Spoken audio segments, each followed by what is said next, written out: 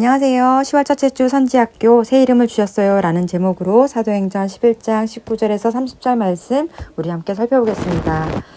이번 4학기 이제 시작인데요. 4학기에는 예수님을 전해요 라는 대주제 하에 10월은 예수님이 새롭게 하셨어요 라는 주제로 진행합니다. 예수님이 우리를 새롭게 하셨다는 사실을 전하고 또 새롭게 하셨기 때문에 우리가 예수님을 전할 수 있으니까요. 무엇을 새롭게 하셨을까요? 다 새롭게 하셨습니다. 완전히 새로운 인류를 다시 창조하셨습니다. 우리가 믿기 전과 후에 똑같은 얼굴, 똑같은 겉모습인 것 같은데도요. 예수님은 우리에게 새로운 이름을 주셨고 새로운 언어를 주셨고 새로운 가족, 새로운 양식, 새로운 시민권을 주셨어요. 10월에는 이렇게 한 가지씩 살펴볼 텐데요. 먼저 10월 첫 주에는 새로운 이름에 대해서 살펴보겠습니다. 이름 중요하죠. 저도 새 아이를 낳고 이름 지을 때 굉장히 고민 많이 했거든요. 이름을 처음 지을 때도 그 사람을 향한 소망과 비전이 담기지만 살아가면서 그 이름은 또 그 사람의 삶이 담기게 되죠. 그래서 이름은 나의 일부가 아니라 인격을 대변하는 것이고 한 사람의 정체성이 되는 겁니다. 성경도 이름에 특별한 의미를 부여하시죠. 하나님의 이름을 망령되게 부르지 말라고 하나님께서 말씀하셨고요. 또 아브라함은 원래 고귀한 아버지라는 뜻이었는데 하나님께서 부르셔서 여러 민족의 아버지라는 뜻의 아브라함이라는 이름을 주십니다. 또 사레는 여주인, 공주라는 뜻이었는데 이제 사라라 부르시죠. 여러 민족의 어머니라는 뜻입니다. 여기서 잠깐요. 아브라함과 사라 얘기가 나온 김에 아브라함 사라 스쿨, 줄여서 AS 스쿨을 잠깐 소개할까 합니다. 조부모님을 대상으로 했던 로이스 말씀학교 기억하시죠? 요걸 확대 개편하는 것이 AS 스쿨인데요. 이제 미취학 조부모님들뿐만 아니라 부모님까지 물론 소그룹으로 진행이 되기 때문에 아주 소수만 모집을 하지만 내 아이만 잘 키우는 그런 내 아이만을 위한 아빠 엄마가 아니라 여러 민족의 아버지, 여러 민족의 어머니로 부르셨던 하나님의 부르심을 기억하면서 세상으로 보냄받는 자를 키우는 부모님이 되는 것을 목표로 하는 세미나입니다.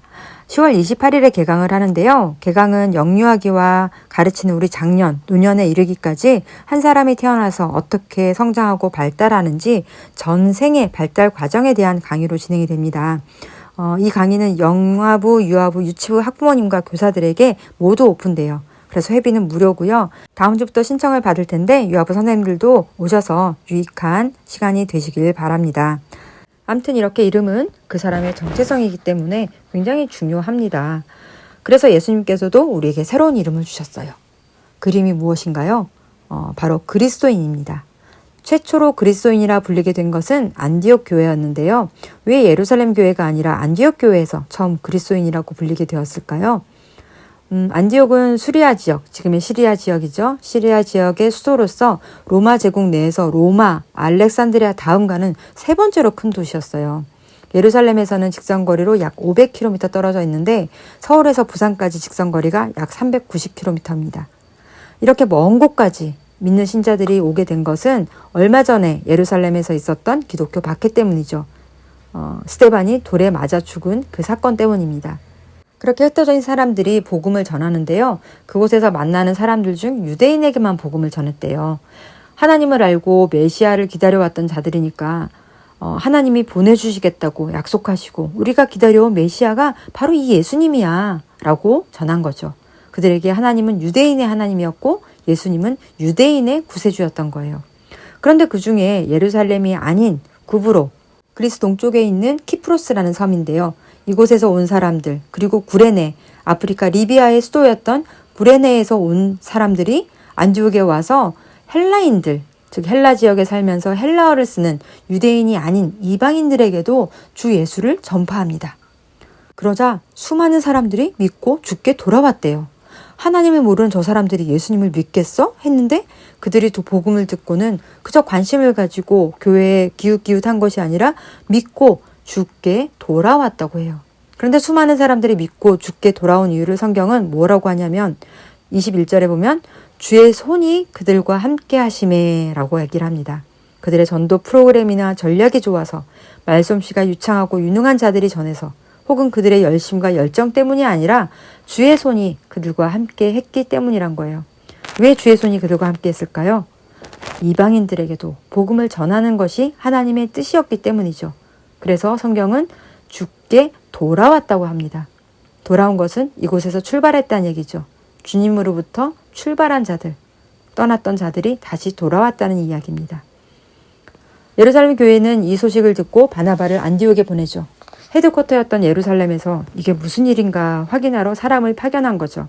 바나바는 가서 안디옥 교회에 과연 하나님의 은혜가 임한 결과였다는 것을 확인하고 크게 기뻐합니다.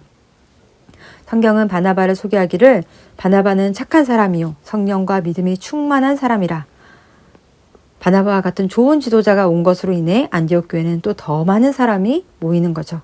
그런데 성경을 잘 보세요. 더 많은 사람들이 바나바에게 온 것이 아니라 주께 더하여졌다라고 얘기를 합니다. 주님께 돌아왔다는 거죠. 이제 바나바 혼자 감당하기 어려울 정도로 많은 사람이 오자 바나바는 얼마 전에 회심한 사울을 생각해냅니다. 그리고 직접 가서 사울을 데려와요. 아직 바울이 아닌 사울을요. 그런데 그 거리가 만만치 않아요. 안디옥에서 사울의 고향 다소까지 226km, 서울에서 대구까지가 239km, 광주가 267km 정도인데요. 추석 때 다녀오셨겠지만 그때는 자동차도 KTX도 비행기도 없던 그 시절에 물리적 거리가 얼마나 멀었겠습니까?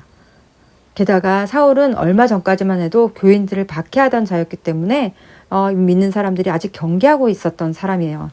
사울을 동역자로 부른 것은 정말 파격적인 인사였죠. 게다가 바나바는 충분히 사람을 보내서 바울 보고 너 이리 와서 도와라 라고 명령할 수 있는 위치에 있는 사람이었습니다. 그런데 그 먼 거리를 직접 가서 데리고 오는 거죠. 바나바 정말 훌륭한 지도자죠. 그렇게 바나바와 바울은 함께 1년 동안 사람들을 가르칩니다. 말하자면 제자 훈련을 한 거죠. 그렇게 큰 무리를 가르치자 이제 그들이 뭐가 됐다고요? 제자들이 됩니다. 26절에 만남에 안디옥에 데리고 와서 둘이 교회에 1년간 모여있어 큰 무리를 가르쳤고 제자들이 안디옥에서 비로소 그리스도인이라 일컬음을 받게 되었더라. 사람들은 그저 교회에 몰려든 무리가 아니라 바나바와 바울이 1년 동안 가르친 그 제자들을 보고 그리스도인이라고 부르기 시작한 거예요. 하지만 이때 사람들이 처음 그리스도인이라고 불렀을 때 칭찬의 의미라기보다는 교회 밖에 있는 자들이 그들에 대해서 조소하고 약간은 경멸의 태도를 전달하는 부정적인 말이었어요. 우리나라에도 예전에 예수 믿는 사람들을 예수쟁이라고 불렀잖아요. 그때도 믿는 사람들이 스스로를 그렇게 부른 것이 아니고 믿지 않는 사람들이 믿는 사람들을 조롱하고 다소 모욕적인 의도로 그렇게 불렀던 이름처럼 말이죠. 왜 조롱했을까요? 초대교회 기록들을 보면 이들이 하는 행동이 일반 로마 사람들과 다른 거예요. 일단 예배를 드리건 제사를 드리건 뭔가 형상이 있어야 되는데 이 하나님은 형상을 만들지 말라고 했으니 이들이 모시는 신이 도대체 어떤 신인지 보이지가 않습니다. 또 살과 피를 먹는다고 하는데 식인의 풍습이 있다고 오해도 받고 사랑의 입맞춤을 한다니 아주 음란하다는 오해도 받았습니다.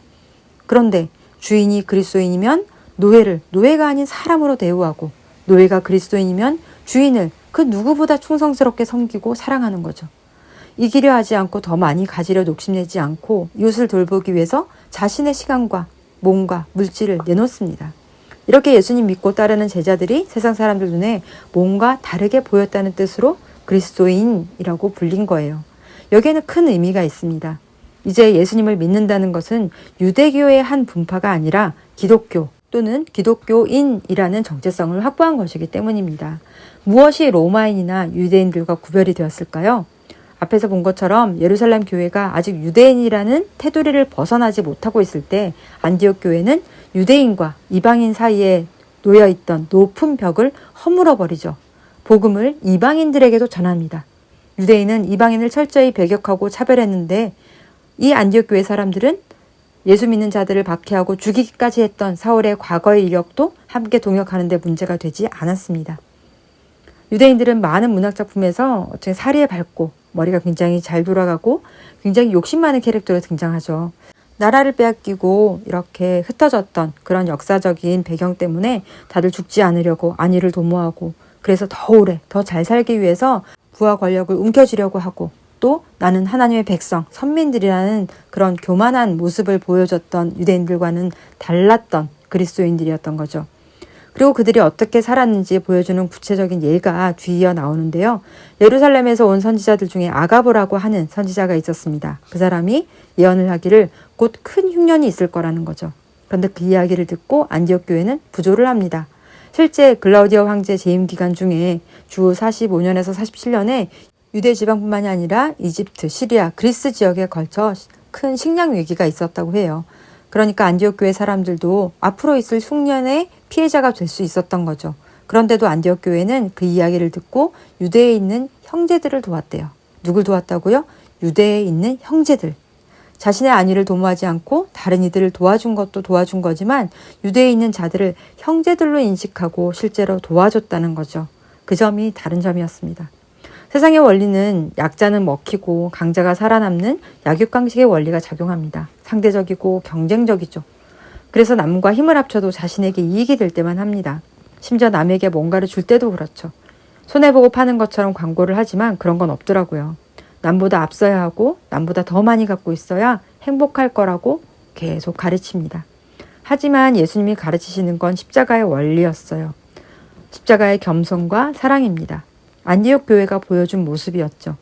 내 울타리를 견고히 하기보다 이방인을 받아들이고 도와주고 권위와 권리를 내세우기보다 형제를 받아들이고 또 주님의 말씀을 나누고 실천합니다. 이것이 예수 그리스도의 가르침이었고 세상의 유혹과 타협하거나 세상의 위협에 굴복하며 살아가는 로마인이나 헬라인과 구별된 모습이었던 거죠. 그들은 다름 아닌 예수 그리스도의 제자였습니다. 그리스도인이란 말이 처음부터 칭찬과 격려의 말이 아니었지만 과연 이 이름은 세상 사람들의 인정과 칭찬으로 형성된 것이 아니라 주님이 주신 이름이었던 것입니다. 그리스도께 속한 자, 그리스도가 새롭게 만드신 사람에게 붙여진 새 이름이었습니다. 곧 그리스도인이란 말은 예수님을 믿고 따르는 성도들을 지칭하는 공식적이고 보편적인 용어가 되죠. 그러니까 이제 믿는 자들이 스스로를 그리스도인이다라고 부르게 됩니다. 마치 극악무도한 죄인을 심판하는 무서운 형틀이었던 십자가가 이제 그리스도의 완전한 사랑을 상징하게 되는 것처럼 말이죠. 그러나 오늘날 우리는 그 이름을 잊어버린 것 같습니다. 우리 중 많은 사람들은 우리의 이름을 잊어버리고 스파이처럼 구분되지 않는 경우가 많은 것 같아요. 우리는 어떻게 불리고 있나요? 어떤 모습으로 세상 사람들에게 비추고 있을까요? 단지 말로만 하지 말고 그렇게 직접 살아내는 제자들이 되고 그리스도인이라는 그 이름을 되찾아서 그리스도인이라는 이름답게 살아가는 우리들이 되길 소망합니다. 기도하시겠습니다. 죄와 허물로 죽었던 우리를 불러내시고 그리스도인이라는 새 이름을 주신 하나님 감사합니다.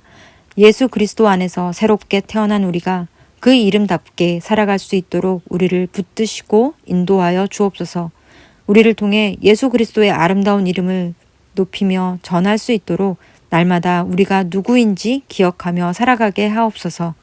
이 모든 말씀 우리의 구주와 소망 되신 예수 그리스도의 이름으로 기도드립니다. 아멘.